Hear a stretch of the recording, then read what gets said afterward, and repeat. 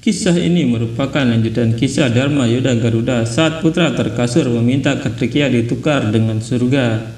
Dewa Indra tidak setuju dan berusaha menyerang, tapi Kartikeya berkata, "Tunggu Dewa Indra, jangan terlalu marah.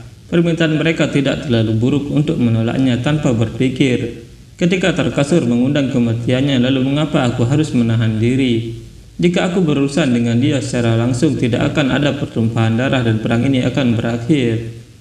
Dewa Indra berkata, "Apa yang kamu katakan Kartikeya? Kami di sini bukan untuk menyerah, tapi berjuang. Lagi pula aku tidak bisa mempertaruhkan nyawamu. Kamu tidak akan bisa menghadapinya sendirian, Kartikeya. Dengan membuat permintaan ini, kamu telah membuktikan bahwa kamu tidak pantas mendapatkan perdamaian atau pengampunan iblis. Bersiaplah untuk menghadapi kemarahan kami. Serang mereka." Para dewa kemudian berlari menyerang dan Dewa Agni berkata, "Tunggu kami di sini, Kartikeya. Satu unit pasukan akan tetap tinggal untuk melindungi Panglima. Sisanya akan mengikutiku." Melihat para dewa menyerang, para iblis berpura-pura ketakutan dan lari ke dalam gerbang. Tarakaksa berpikir, para dewa bodoh ini percaya bahwa kami takut pada mereka. Tapi kami punya rencana lain. Para dewa mengejar masuk ke dalam gerbang dan Dewa Indra berkata, "Para dewa, kita telah berhasil menerobos benteng mereka. Kita pasti akan menang." Bergerak menuju istana, tapi tiba-tiba kabut hitam muncul dan mereka terperangkap di dalam ilusi. Dewa Agni berkata, "Apa yang terjadi Dewa Indra?" Dewa Indra berkata, "Para iblis telah menjebak kita dalam ilusi mereka." Kartikeya ada di medan perang dengan beberapa prajurit. Tiba-tiba mereka berpindah ke dalam hutan dan Dewa Indra berkata, "Prabu, apa yang akan terjadi sekarang? Apa yang akan terjadi?" Dari kabut itu muncul Tarakaksa dan berkata, "Apakah kamu terkejut, Kartikeya? Pintu sebesar itu hancur." Pada kenyataannya tidak ada pintu di sini, Senopati. Itu adalah jebakan ilusi kami. Ini adalah jebakanku, di mana Dewa Indra yang sombong itu dengan mudah terjebak. Rencana kami menjadi sukses. Sekarang serahkan dirimu, Kartikeya. Tidak ada yang menyelamatkanmu." Dewi Parwati berkata, "Tarkasur menggunakan kekuatan ilusinya. Para dewa terjebak di dalam ilusinya, Prabu. Melawan iblis yang begitu kuat, anakku berdiri sendirian. Aku harus melakukan sesuatu." Parwati kemudian mengambil wujud Durga dan melihat itu. Mahadewa berkata, "Apa yang kamu lakukan, Dewi?" Parwati berkata, "Tugas seorang ibu melindungi anaknya." Mahadewa berkata, "Tugas seorang ibu bukan hanya melindungi, itu juga tugasnya untuk mengajar dia untuk membela dirinya. Kamu tahu bahwa ketika tanaman mendapat lebih banyak naungan daripada yang dibutuhkan, ia akan menjadi layu. Demikian pula untuk perkembangan tanaman, sinar matahari sama pentingnya dengan naungan." Mendengar itu, Parwati menjadi tenang kembali dan Mahadewa berkata, "Dewi, percayalah pada pelatihanmu dan putramu."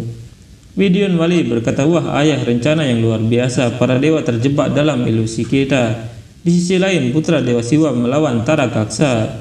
Tarakasur berkata, "Kamu tidak dapat berhasil dengan kekuatan saja.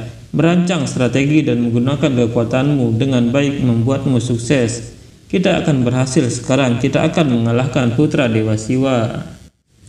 Istri Tarakasur berpikir, "Suamiku sangat sombong. Aku merasa takut." Tarakaksa berkata, "Apa yang terjadi, Kartikeya? Apakah kamu merasa takut karena para dewa telah terjebak? Jangan khawatir, membunuh nyawa yang tidak bersalah dalam perang adalah sesuatu yang bahkan aku tentang. Oleh karena itu, jika kamu tidak takut, mari kita saling menantang. Dan dengan kekuatan kita, mari kita putuskan siapa yang memenangkan perang." Widyonwali berpikir, "Mengapa ibuku begitu khawatir melihat apa yang terjadi?" Kartikeya berkata, "Tugas prajurit bukan untuk melindungi pemimpinnya, itu untuk melawan musuh. Panglima perang bertanggung jawab untuk memandu perjalanan perang. Aku menerima tantanganmu, pilih senjatamu." Tarakaksa tertawa dan mengeluarkan pedangnya. Melihat itu, Kartikeya juga mengeluarkan pedangnya. Mereka mulai beradu keahlian pedang dan melihat itu Tarakasur berkata, "Putra Dewa Siwa sangat ketakutan. Bukannya menyerang, dia hanya bertahan dari pukulan Tarakaksa." Istrinya berpikir, gerakan Tarakaksa sia-sia, tidak ada yang berhasil. Kartikeya berhasil membuat Tarakaksa kelelahan dengan terus menyerang. Dan dengan tendangannya, Kartikeya mendorong Tarakaksa. Melihat itu, Parwati berkata, "Rencanamu berhasil." Iblis itu mulai lelah. Serang dia dengan tiba-tiba dan akhiri perang ini. Dengan cepat Kartikeya memenggal kepala Tarakaksa yang sudah lelah dan dia membuat Tarakasura terkejut. Mahadewa berpikir keterampilan bela diri Kartikeya sangat hebat, tapi tantangan terbesarnya menunggu. Tarakasura akan datang untuk membalas kematian putranya. Mahadewa berkata, apakah kamu merasa lebih baik sekarang? Parwati berkata, Mahadewa, bahayanya belum berakhir. Dewa Indra dan pasukannya terjebak. Aku pikir Tarakasura akan menyerang lebih ganas.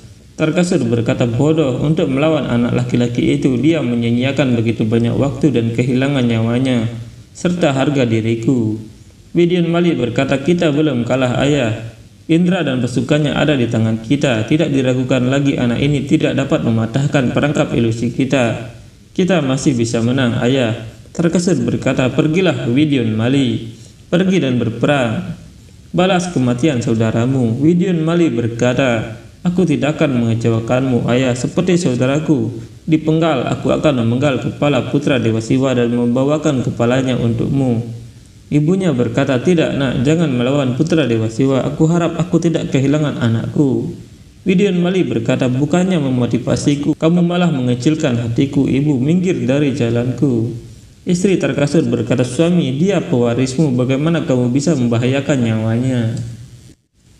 Tarakasura berkata, ketika salah satu dari kita harus membahayakan hidup kita, mengapa dia tidak? Kamu akan memiliki banyak putra, tetapi suami sepertiku hanya ditemukan sekali. Kartikeya berpikir, aku harus segera membebaskan Dewa Indra dan yang lainnya dari jebakan ini. Pasukan dewa berkata, apa yang akan kita lakukan sekarang Senopati? Bagaimana kita bisa melawan Tarakasura tanpa pasukan? Kita harus melarikan diri Senopati. Jika kita masih hidup, maka kita bisa bertarung di masa depan.